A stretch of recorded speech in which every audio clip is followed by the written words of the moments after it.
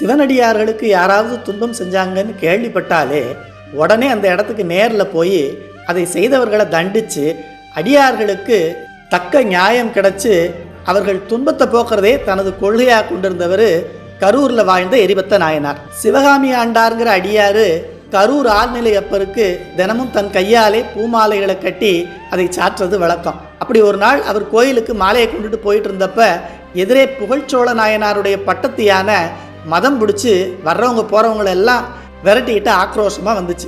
இதை பார்த்த சிவகாமி ஆண்டார் பயந்து ஒரு பக்கம் ஒதுங்கி நின்னார்.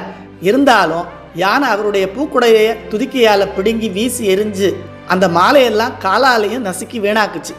இதை பார்த்த சிவகாமி ஆண்டார் மனம் வருந்தி போய் சிவதா சிவதா இதை கேட்க யாருமே இல்லையான்னு சப்தமிட அதை கேட்டு அங்கே வந்த எரிபத்த நாயனார் நடந்தது தெரிஞ்சு வேற யாராவது இருந்தாலும் பரவாயில்ல, அரசனுடைய பட்டத்து யானை அதுவும் மதம் வேற பிடிச்சிருக்கு, அது கூட போய் எப்படி மோதுறதுன்னெலாம் நினைக்காம அந்த யானையின் துதிக்கையை வெட்டி வீழ்த்தினார். அதோடு மட்டுமா அதை தடுக்க வந்த பாகர்களையும் தன் கையில் இருந்த கோடாலியான வெட்டி கொண்டார். இதை ஊக்கமுடைமை அதிகாரத்தில் பரியது கூர்ங்கோட்டதாயினும் யானை வெறுவும் புலி தாக்குரின் என்னும் குரலில் வைத்து விளக்கி வெங்கரியை பாகரை முன் வீட்டினாரேகராய் துங்க எரிபத்தர் சோமேசா அங்கம் பரியது கூர்ங்கோட்டதாயினும் யானை வெறுவும் புலி தாக்குரின்னு சோமேஸ்வர் முதுமொழி வெண்பால திருவாவடுதுறை ஆதீன குலதெய்வம் மாதவ சிவஞான சுவாமிகள் நமக்கு அருளி செய்கிறார்.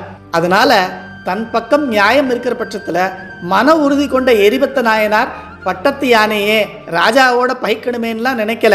எப்படி பலம் மிக்க யானை கூட புலியின் வீரத்துக்கு முன்னால் அஞ்சுமோ அதே போல எரிபத்தர் முன்னாடி பட்டத்து யானையும் பாகரும் பலமிழந்து போனாங்க. அதனால எந்த சூழலிலும் நாம மன உறுதியை கைவிடக்கூடாது என்பதை நமக்கு அறிவுறுத்துகிறார்.